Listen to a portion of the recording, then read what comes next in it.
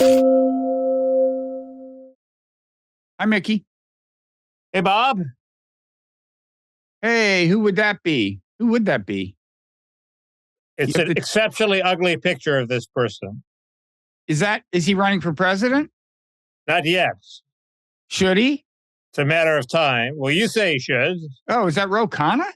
Correct. Terrible picture of him. I know. You should get that off of the internet before it does damage. Photographs don't lie. He was in the news. Was he? He was sort of. I claim he is a potential nominee for that island of yours, Bob. Island of the Dicks, Mickey? No, not Ro. No. Senator Dianne Feinstein, veteran senator from California.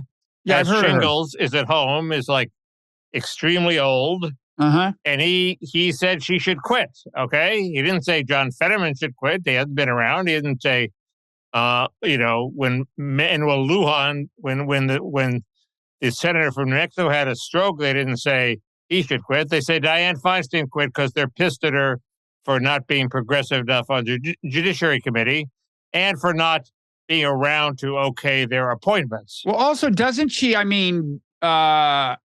dementia? Well, that's the question. Nobody really knows. I mean, she forgets things and repeats herself, but that's one of the signs. Dementia is a progressive. There's a sliding scale, and she's obviously seems. Which last I saw her, she seemed able to fulfill her duties. She thanked Lindsey Graham, and that was like the great sin. That's not a sign of dementia, really. Okay, but I have a question. Well, maybe it is. I have a question. Doesn't she have dementia? Sorry, that was a dementia joke. But the other thing is he's the campaign chair for Barbara Lee, one of the candidates to replace Dianne Feinstein. And if she quits, Governor Newsom gets to appoint a successor, and he's pledged to appoint a black woman. Hey, Barbara Lee's a black woman running for senator. Maybe Newsom will appoint her, and then she'll have the leg up on her opponent. So it's not like a completely unself-interested act by your boy Ro Khanna. Wait. Where's the selfishness? I think I missed a link in the chain. His candidate would get a leg up in the race. He is the chair of the Barbara Lee campaign. Well, okay, Barbara Lee is a black woman, and if Gavin Newsom appoints her as the obvious black woman to appoint, then she has a leg up because she gets 2 years as the incumbent senator before the election. This is all the more reason he should be president. This guy knows how to do politics. Yeah. Sign him up. I thought the interesting point was that Feinstein establishes a baseline of how ill you can be and still be perceived as being able to do your office, and that same standard will apply to Biden in the coming 6 years. So, depending on how demented she is, and we don't really know, let's have a dementia off with her and Biden side by side, quienes más demented, and we'll see if Biden meets the Feinstein standard. Mickey, that makes my dementia joke sound tasteful by comparison. I'm sorry. Please, can we have some standards on this podcast, Mickey? We're not spring chickens. We're like weeks away from being in Feinstein land, and here you are making light of the thing. But that reminds me, I had been thinking about people who could politely suggest to Joe Biden, prominent Democrats, that he's too old and should not run again. And tell me if this sounds too slate pitchy, bud. How about Dianne Feinstein for that job? She knows the territory. You say, Joe, I feel your pain. Right? I don't think he has a particular bond with Dianne Feinstein, unfortunately. Okay, forget it. It was probably a bad idea. Now that I think if we could bring Strom Thurmond back to life, he might be able. He's Biden cooperated with him. He might be able to deliver the message. Seriously, how about a super senior Democrat who's like an old retired Democrat who can say, "I feel your pain." That's a good idea, actually. That's a good idea. I'm trying to think of one. How about you? I'm kidding. Grassley is the super senior Republican, but he's still in office. doing 500 push-ups a day or whatever he does. And so he's bad. I'm thinking of Ed Rendell. He's still saying he's not that old, is he? Rendell? Not that young. Mm. Well, this is a good one. This is a good. We'll crowdsource this. Commenters but anyway, will come up with good nominations. You shouldn't be upset with Biden.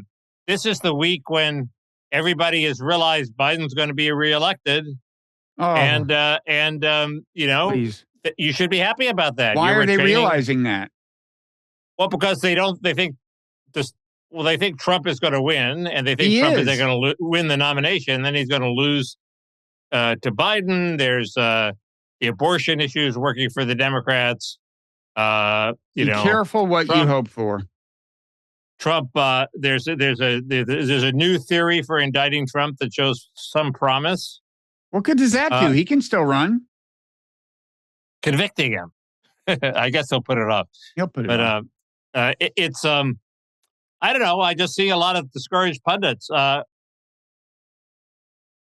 We were hoping for Ron DeSantis, and I'm still hoping for Ron DeSantis, but people are depressed that he signed this 6-week abortion ban, which they think will disqualify him in the general with a lot of people. I have a theory for why this is really brilliant.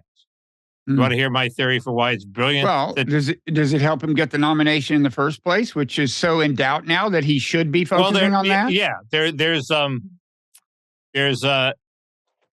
it all depends what Trump says. In other words, he may have thought two things. He may have thought Trump will respond by coming out with a relatively pro-abortion position. Mm-hmm. So, DeSantis is crazy. The abortion extremists have gotten to him. Okay, that hurts him in the primary. Okay, and it sort of puts Trump out of step with the Republican, sort of out of step with half the Republican electorate. And Biden and DeSantis may think this is one issue where people are passionate enough. A large subsection of the Republican electorate is passionate enough that he might be able to wean them away from Trump if Trump does this stupid thing and comes out relatively pro-choice, which he obviously is. So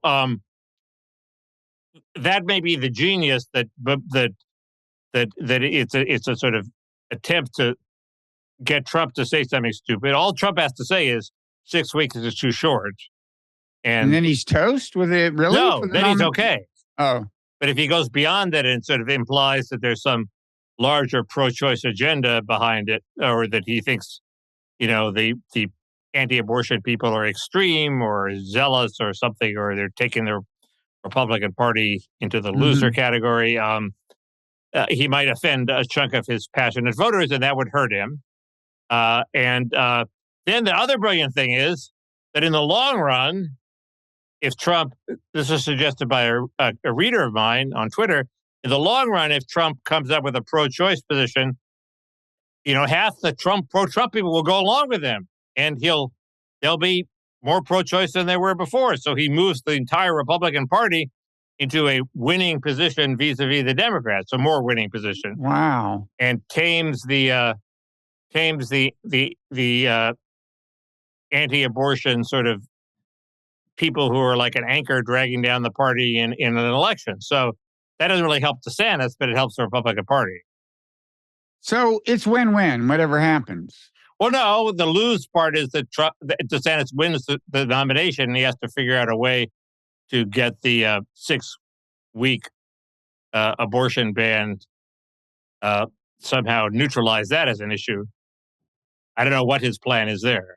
Well, I guess he thinks he'll think of it later. If the Democrats are thinking that beating Trump is so automatic that you can nominate Joe Biden and relax, I worry that they are wrong. I worry that they're wrong. But you are now at least willing to concede something that you've refused to concede, which is that DeSantis is floundering. Not floundering, but no, I don't think it's way too early to say he's floundering. I didn't expect him to sign this bill, so I think that's puts him in a. It's like somebody, baseball analogy. It's like somebody's just scored 3 runs against him, You have to overcome What inning that. is it? What inning is it, though? Oh, it's the second inning. Oh, okay. Plenty of time, folks. Settle in and enjoy. But, a political pundit of no less a stature than Bill Scher said on the DMZ podcast this week to his partner, Matt Lewis, that DeSantis should cash in his chips, get out of the race, because he says, look, he's not going to win. He's tried his actual strategy. It's not working. And then the other thing he says is everyone who competes with Trump comes out diminished. I mean, in normal politics, running for president is just almost always a good thing. You get your name recognition goes up. You don't do grave damage to your brand. But, he went through the candidates last time around, Jeb Bush, Chris Christie, even Marco Rubio, certainly Ted Cruz, and made the argument that they were pretty much all diminished. I don't know if he mentioned Christie, but he's like, get out while the getting's good. Well, it's way too early. It's way too early to say DeSantis tried his strategy and it failed. He hasn't even declared yet. He should probably declare pretty soon. But you let him wage a campaign first before you say his strategy is diminished. I think the Social Security thing is a much bigger albatross than abortion, but they're both albatrosses. Well, maybe I'm putting words in Bill's mouth. And the other thing is, you have to be willing to talk. You have to be willing to take some risks. If you keep your powder dry, you won't wind up as Mario Cuomo, okay, a guy who never pulled the trigger. So the usual rule to counteract Scher is when you think it might be your moment, you have to seize it. You can't wait around. It's 4 years of wait and 4 years of wait and 4 years of wait. Pretty soon, you're Dianne Feinstein. So or Dianne Feinstein. Mm-hmm. So I don't know. I think Scher is wrong. And DeSantis has some real strengths. So he has a couple of, for example, what if he said, I have 2 points of a 3-point DeSantis immigration demarche. What is a demarche again? Demarche is an initiative. Okay. But you're right. He should call it a demarche. I think the MAGA base will love that. He should call it a demarche while he's buying crudités. I think Dr. Oz. But no, I came up with demarche. I thought that would be a good name for the Washington football team. Mm-hmm. The George Washington football team. They gave up colonials. They're thinking of ambassadors. Or is the Washington D.C.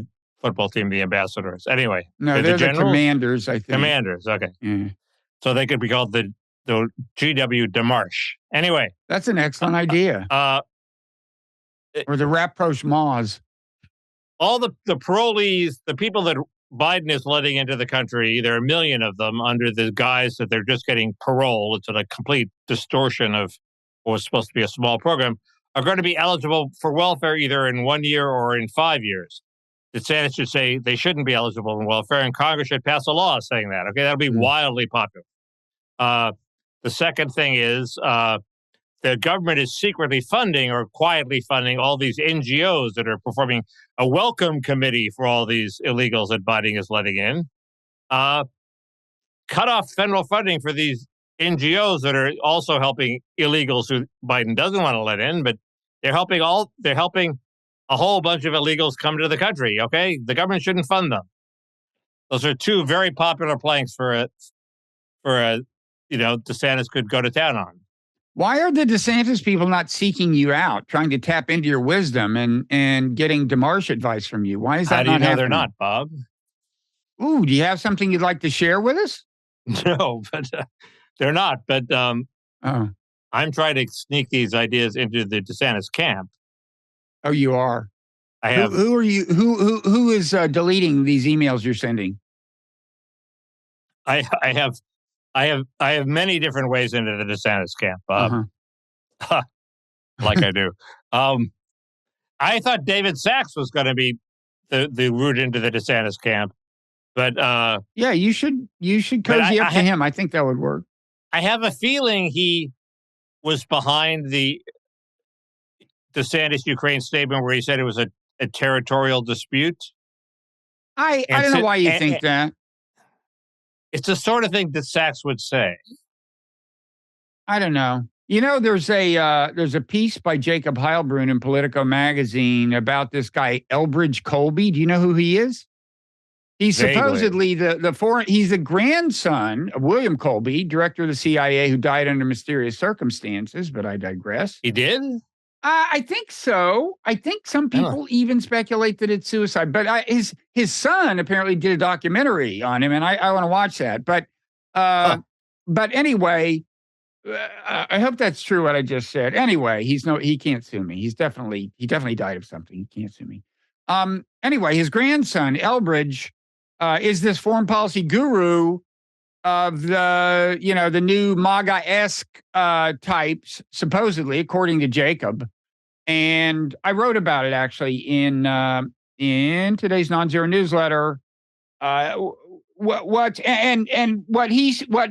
Here's a line I think from Jacob's piece is that when DeSantis said that about territorial dispute, Colby would have been doing a victory dance. So like that's a line right out of his book, I gather, if I'm remembering this line from Jacob's piece correctly. But at any rate, what's interesting to me is the way these supposed Republican non-interventionists are not non-interventionists. They're absolutely psychotic China hawks. They're just going to get us into a war in a different place. They don't want to waste resources as they see it defending Ukraine. They want to get us into a war in the Pacific. Now, what they will say is, no, we're actually going to deter China with this massive military buildup and all these provocations. But that's what they said about Ukraine. We're sending them all these weapons. And doing all this NATO collaboration so that Putin won't invade. And then Putin cites exactly that in explaining why he's going to invade. But so anyway, that's this Elbridge Colby apparently bears watching. Well, that's not that extreme a position. The Richard Haas had an article in somewhere, Atlantic maybe. No, I don't know. Somewhere he had an article written with somebody else. I thought his plan made sense. Tell me why I'm wrong. He's the Pope of the blob, but it seems to me the blob may be waking up. He says, let the current Ukraine fighting, they don't want to go to the negotiating table now, so let them fight it out until the end of whatever this spring counteroffensive is, and there'll be a stalemate at the end of that, and then we get them to the negotiating table. And it's in our interest to have a negotiated settlement because we want to. It's fucking us up. We want to turn our attention to Asia. In part, that's one of the reasons. It's also killing people. It's also always a threat of something horribly destabilizing will happen. So why isn't that a sensible plan? You either get one more round of fighting, and then we're gonna. Emphasize to Ukraine that they're losing their support in America. Well, there's two sides to it. I have some issues with both. In Ukraine, I wouldn't just sit around. I would actively try to hasten the end of the war. There was among the things, when we taped last week, these documents had kind of just leaked. And now there's been a lot of poring over them. And apparently, I can't figure it out. Different newspapers have access to different ones, and they're still going through them. The document leak doesn't seem all that impressive as far as leaks go. People are making a big fuss about it. What's so great? What's so revelatory about what it says? And B, are they saying that Ukraine is losing the war or winning the war? I hear it both ways. Losing. No, not losing, but the Post did a story. For weeks now, I've been saying that it seems like this offensive may well not go very well. And it turns out that is actually the official view of the U.S. Foreign policy establishment. Let's see if I can find this. By not go well, you mean they'll actually lose territory, or just won't gain very much? The quote is that they will, from the documents, these classified documents, that there will likely be only, quote, modest territorial gains in the offensive because of, quote, enduring Ukrainian deficiencies in training and munition supplies, which will probably strain progress and exacerbate casualties during the offensive. Now, the Post, when they did this piece, talked to U.S. officials, and anonymous U.S. officials claim, and I guess it's true, but I think it's also the kind of thing they'd almost have to say once it's been revealed that they don't think this offensive is going to go well. Here's a quote from the Post piece. In the week since the leaked document was drafted, U.S. officials have held talks with Ukrainian leaders to ensure that Kyiv's ambitions for the offensive match its capabilities, and that they understand the limitation of what they can do. In other words, it's pretty much says that the idea of severing the land bridge is, in the eyes of U.S. intelligence officials, is not realistic, which makes sense to me. And I mean, I think it's good if you don't waste a ton of Ukrainian lives on an offensive that's probably not going to get anywhere. But anyway, unlike Haas, I would say get active in trying to bring the war to a close. Haas says give them everything they want for a year, and then the hammer comes down. That's just too passive. I mean, our failure to use leverage we have is kind of mystifying. It's not passive, or it's active. Or we would give them a whole bunch of munitions and then use that as a leverage later. No, but if they but then if they unwisely expend it all, what do we do then? Say, okay, well, now Russia's going to invade, and now Russia's going to head westward and take over the whole country. No, that's stupid. I mean, you have to. If there's a limit, we're babysitting them and hovering like helicopter parents over their military. Fine, in any case, if we decide we're going to keep arms flowing for a year, I would say right now, okay, tell them you're going to sit down at the peace table, or we're going to do X, Y, and Z. We have huge leverage, and now the question is Russia up for it? We don't know, but I do think. I mean, honestly, I think the other thing about severing the land bridge is it would actually prolong the war and make it more likely that Russia does another massive mobilization and so on, because I think they find that an untenable position. The other part of the Haas thing is basically a ceasefire in place wherever the line is at the end of a year, and that presumably will give Putin a bunch of territory he can crow about. And the second thing is he doesn't want to let Ukraine into NATO, but he wants to have a separate agreement by some people in NATO, because we can't get all of NATO to agree to this, to protect Ukraine, and total membership in the EU. So their economy becomes integrated, and militarily they're sort of almost integrated. Well, I don't know why that won't threaten Putin, but that's his plan. And it's as good a plan as I'm able to come up with. So, yeah, I mean, as for the settlement, I don't know. It's going to be very challenging to get something kind of that formally resolves the issue, and and leads to internationally recognized borders and all that. I mean, it's hard to imagine it being anything other than, in some sense, frozen. But maybe he's got a plan. I don't know. But as for the document, he's also resigned to having it be a stalemate for the next 20 years, like Korea, as long as there's not active fighting. Right, which has turned into a fairly stable border. You presumably wouldn't have anybody quite as wild on either side of the border as you have in the case of North Korea. But yeah, I mean, we'll see.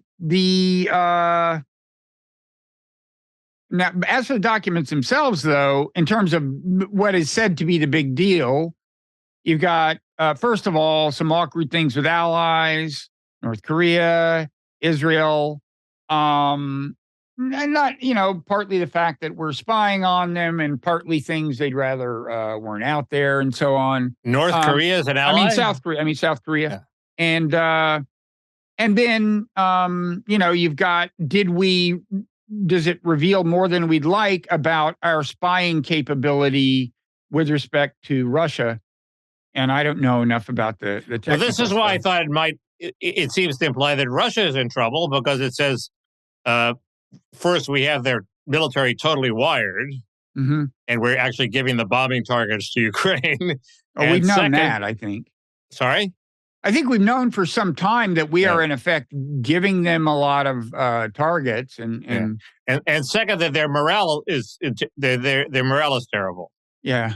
I'm willing to believe that. I think what we didn't know necessarily for documents is that the extent to which we know where they are going to strike with their missile strikes and stuff. Apparently, we have them pretty thoroughly penetrated, and I don't know, but it's a weird thing. What I don't get is, like, how do you have a 21-year-old in the National Guard with access to this kind of stuff? I mean, come on.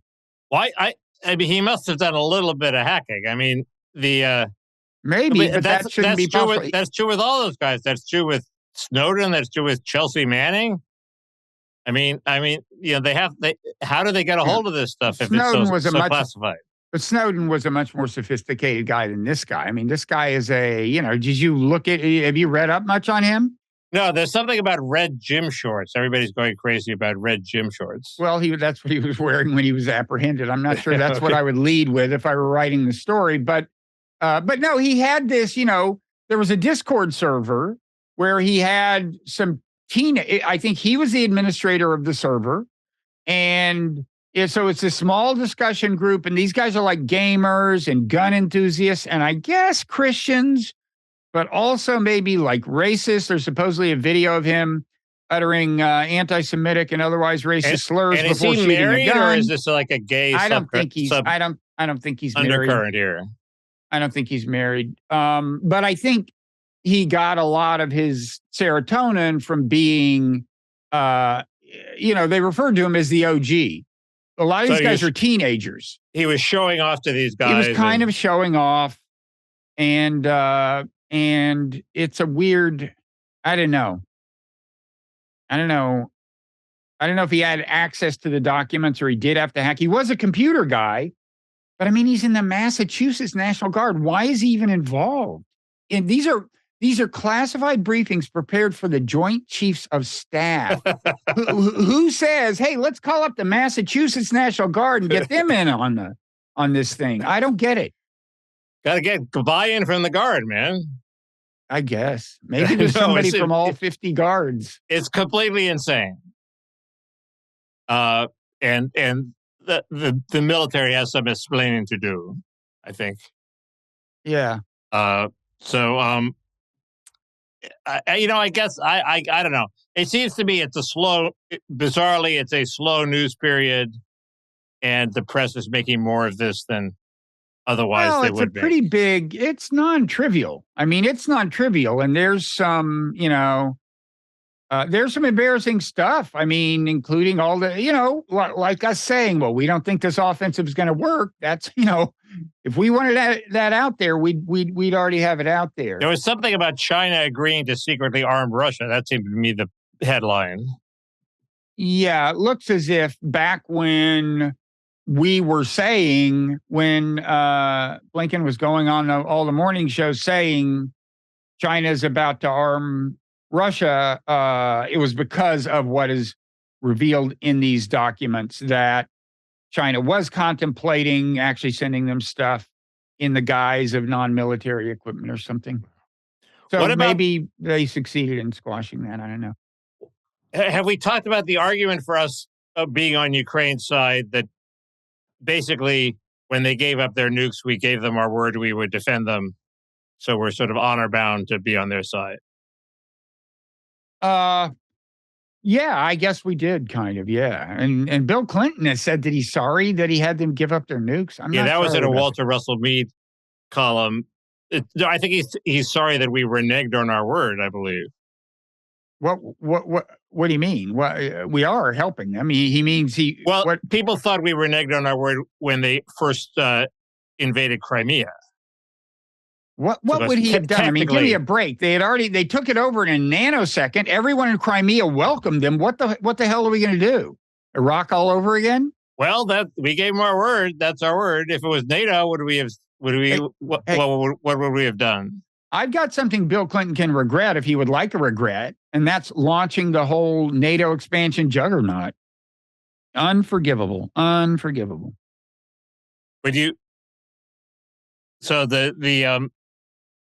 we gave them our word. Crassly political reasons, doesn't cut any ice with you. For crassly political reasons, he expanded NATO.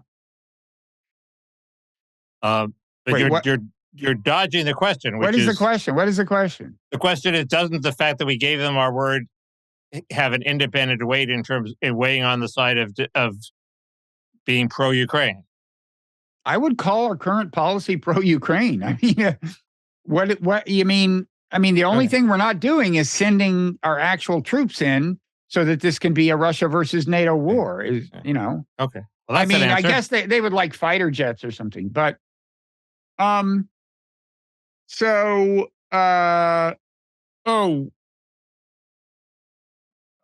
on Bakhmut, nothing has changed except that they occupy even less of it than before. That continues to happen. Are you now this Clarence Thomas thing? Okay, you were last week defending Clarence Thomas accepting what I think must have been hundreds of thousands of dollars worth of goodies from this guy in terms of jet travel, staying at his resort, and so on for years and years and years. Now, a couple of things. First of all, I didn't realize that this guy is very active in public policy. He funds groups that have business before the Supreme Court. I didn't realize that. But also, now something new has come out that apparently Clarence Thomas did something not just unethical, but illegal, because he didn't report that this guy bought property from him that wasn't his house. If it's his house, he doesn't have to report it. It was property co-owned by, I guess, him and two relatives, including his mother, but it was his mother's house and two other little properties in Savannah. And by the way, Thomas had said on the forms he did fill out disclosing his ownership of those properties about 10 years earlier that they were collectively less than his stake was worth less than $15,000. But when he sold them to this guy, he made $45,000. So something changed reasonably fast. The other thing is this guy also bought property next to his mother, Clarence Thomas' mother's house, from somebody else. And that was a house where apparently there were a lot of people who partied and made noise. So he just bought the house and destroyed it. Okay. That seems like kind of a personal favor. Anyway, this is apparently actually illegal. And I want to read illegal under what statute? I don't know. Go read the pieces. Supposedly, this is something Thomas was supposed to disclose. Right, but was it supposed to disclose under federal law or under the Supreme Court's own rules, which wouldn't be illegal? It would just be a violation of the Supreme Court's rules. I don't know, but more interesting to me is this tweet from Chris Murphy, which I haven't fact-checked, but here it is. The guy's name is Harlan Crow. He says, it's not like Harlan Crow is some apolitical pal of Thomas. He constantly has cases before the court. He finds groups that argue for outcomes that benefit him. One group, he funds groups that argue for outcomes that benefit him. One group, CCI, filed 8 briefs before the court. Thomas sided with Crow in all 8 cases. Mickey, have we gotten to the point where you think any ethical flags are raised here? Well, certainly ethical flags are raised. Yeah, but you weren't concerned about them last week. Is Mickey's concern level getting above 0 here? Yes, but I thought he'd recused it when I thought he'd recused himself when Crow.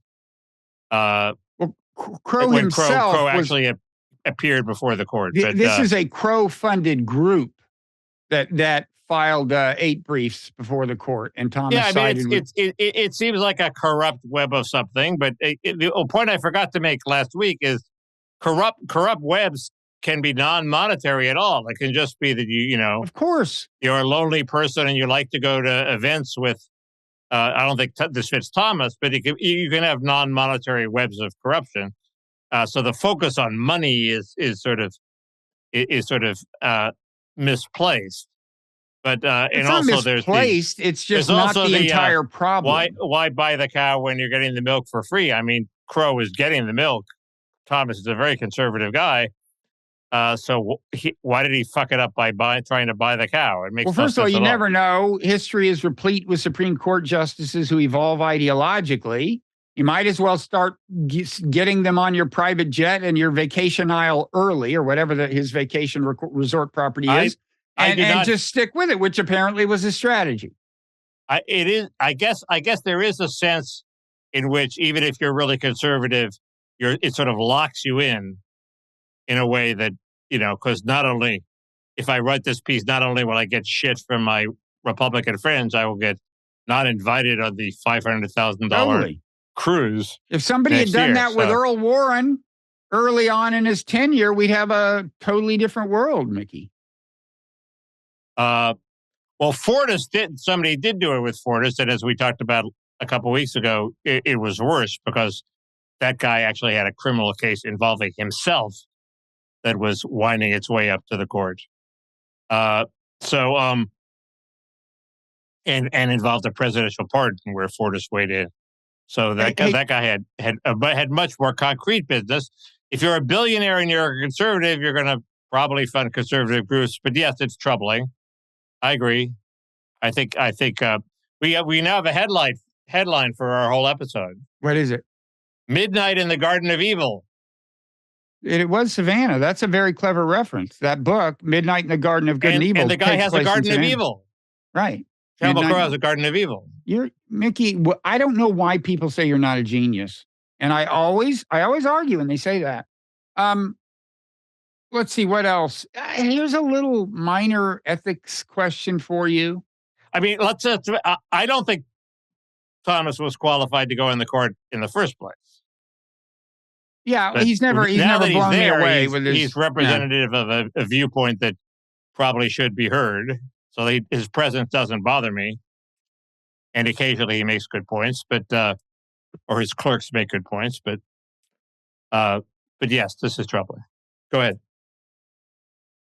So, what are you saying, sir? I don't know what, though. A couple of things. Well, I was going to bring up this. Well, I don't know.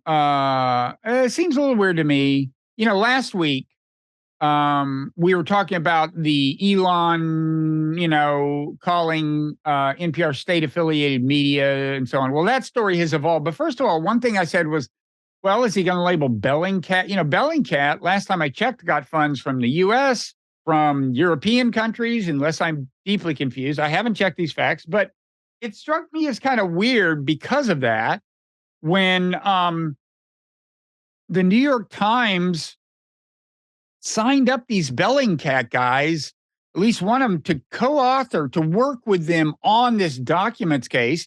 Apparently they play the Bellingcat what is guy. Bellingcat? It's and how is he different from Cat Turd? They're both cats. Bellingcat is this, open source intelligence thing that is often corroborating things that NATO member states want corroborated. And it gets money from a number of them. But its reputation, I mean, people out there think of Bellingcat as the personification of good. I mean, it's definitely, it's another institute for the study of war. I wouldn't. No, it's. I mean, first of all, what it does impressive work sometimes with open source intelligence. Like it'll do it'll corroborate things about the Ukraine war. It's a long story. Anyway, my question is the New York Times, I mean, some people raise flags about the New York Times, like tracking down this guy that they finally arrested. I think the New York Times figured out where he was before the feds did. Okay. And I think they did it with the help of this Bellingcat guy. And people were saying, wait a second, what about the days when New York Times, they liked leakers, right? They're a journalistic organization. They didn't hunt down people who leaked classified documents. They reported what was in the documents and were grateful for them. There's that, but I just think it's also a little weird that, Bellingcat being this funded by the government that's going to prosecute this guy, the Times hire somebody who fits that description to help track him down. That seems weird. I don't know. Well, they would cooperate with the FBI, presumably, if they're tracking people down, right? Well, they'd cooperate, but I mean, the Times hired this guy to help them do the tracking down for the feds, okay? He's nominally a Times journalist and a Bellingcat guy. Maybe I've got this story wrong. It's not a conflict of interest. It's a confluence of interest. They both had an interest in nailing this guy. And it does seem ideologically driven. I mean, should the New York Times... If it was during the Vietnam era and they didn't like the war, they would not have pursued the Daniel Ellsberg relentlessly until they'd exposed him. Although somebody exposed him, I guess maybe he exposed himself. Should the New York Times employ any journalist who is at that moment subsidized by the government or any other government? I would have thought they'd say no. It depends if there's reason to think they're horrible conflicts of interest. Look, I haven't done the research. I'm working from memory on Bellingcat's funding and so on. So go ahead and at me if I'm wrong. I don't understand why Musk picked this fight about government affiliation in the first place. It seems he's just mad at NPR. Gratuitous. He manages his company by tantrum. He was having a tantrum. My new line on Twitter is the same as sort of Matt Iglesias. The experience of the average user on Twitter is exactly the same as it was before Musk bought it. What's all the fuss about? Hasn't improved that much. I basically have the same viewers and the same followers and same number of them that I had before. I'm a little less paranoid.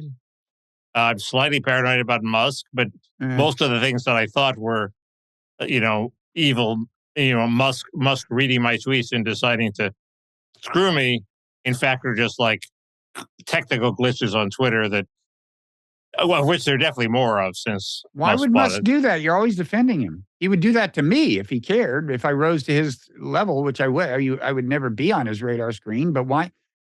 I mean, I'd easily be a victim before you would. I don't know. I was making a joke that was rubbing in the failure of his blue check verification program. And I'm on Substack, Bob. True. Substack is the enemy at the moment. Ultimately, I think the obvious solution to this is for Substack to buy Twitter from Musk. Substack doesn't have that kind. Are you kidding? Where are they going to get the money? They'd have to line up like 20 billionaires behind them to come up with the $20 billion. More likely, Musk would buy Substack, but so you would think, but in terms of steady management and fealty to free speech, I would say Substack is ahead of Musk at this point. So that was the 45-minute alarm, and so before long we're going to head off into the sunset. But we can. I have a number of things I can say about Twitter. For people who haven't been keeping up with this, what happened? This was starting to happen last week.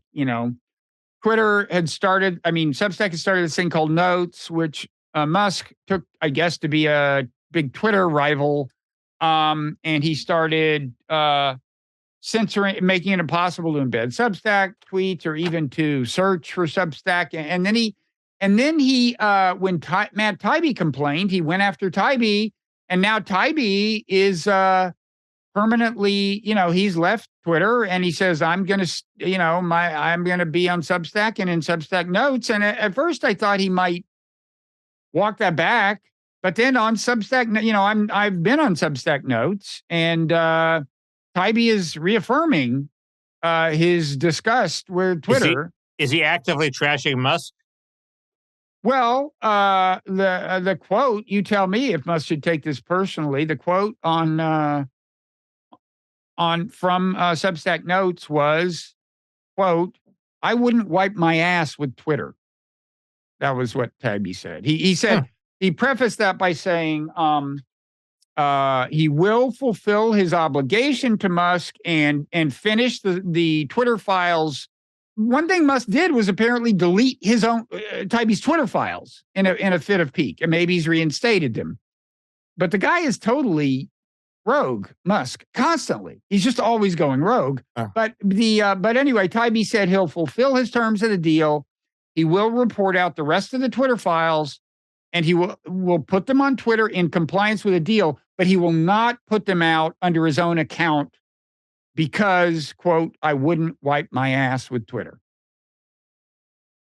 It's starting to sound like permanent estrangement there. I will. That's a sort of nasty thing right before you kiss and make up, right? But this was a week after the initial estrangement, and then he went off on some vacation with his family, and he came back more pissed off than ever. And I mean, once you said something like that, it's there. I should have screenshotted it. I'm wondering if Trump's if Musk's erratic behavior on Twitter doesn't means we shouldn't call his judgment into question when it comes to electric cars. It's infecting back up the chain. Well, it's funny. I was just thinking about this. When Musk first bought Twitter, I thought, he's done great with cars and rockets, but social media is about people. Does he understand people? And then I thought, well, he must have understood them well enough to anticipate the market for electric cars. And, his marketing strategy for Tesla, however offbeat and eccentric it seems, has worked. He's turned himself into this quirky guy who is an icon for the company, and it's worked. So I thought, well, maybe he does understand people, but I think it's increasingly clear he doesn't understand people. And again, I've said this before, it's not something to joke about. I mean, he has said that he's on the autism spectrum, and one characteristic of some people on that spectrum is that they don't understand human beings. He said that about himself in his teen years. He has said when I was a kid, it was very hard. I couldn't understand what would be taken as a joke. Oh, speaking of which, you saw what he did with the Twitter sign this week. You put it upside down? No. It's a much more sophisticated humor than that, Mickey. The Twitter sign on the Twitter building in San Francisco. Oh, yeah. He painted the W out so it looks like the word titter, Mickey. Get it? So the idea is that people are just tittering with each other on Twitter. That's not the idea. No, that would be too sophisticated. Way too sophisticated. Okay. The idea is what would occur to you if you were still 13. Well, he should get a lot of 13-year-olds then. Well, I think he does. See, that's the thing. What he tweets is, when you look at tweets like that, totally juvenile, he gets a jillion likes and retweets, and it's a bunch of teenage guys. He can be their OG. He can be their OG. I have things to say about EVs in the Parrot Room. Yep. So that's one thing we could talk about. Mm-hmm. We could also talk about, is there now finally a decent theory to prosecute Trump on? Mm-hmm. I think maybe not.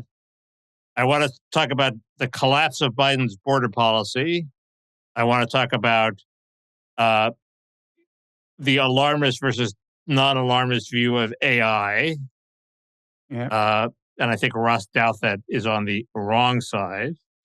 And I want to talk about I have I'm working on 3 government programs Mickey likes. I'm working on that because, just in terms of personal repositioning of Mickey, seems like a good thing to do. We have some statistics that are too bad to be true, and all sorts of things like that. Okay. I want to talk about Reihan Salam versus Ezra Klein. I got that. Go ahead. I don't have so many things to talk about. I want to talk about AI. I agree, including, we talked about the movie Megan or whatever it is. Well, already there's a Princeton professor has basically brought Megan to life by plugging GPT into audio stuff and making it the friend of his 3-year-old, and we'll see. I've got some things about that. You plugged it into a Furby? Well, no, I don't think there's an actual doll. I think it's just a speaker that the 3-year-old can talk to. But it's a playmate. It's not a physical playmate, but it's a conversation partner for his 3-year-old. And I will read some of the.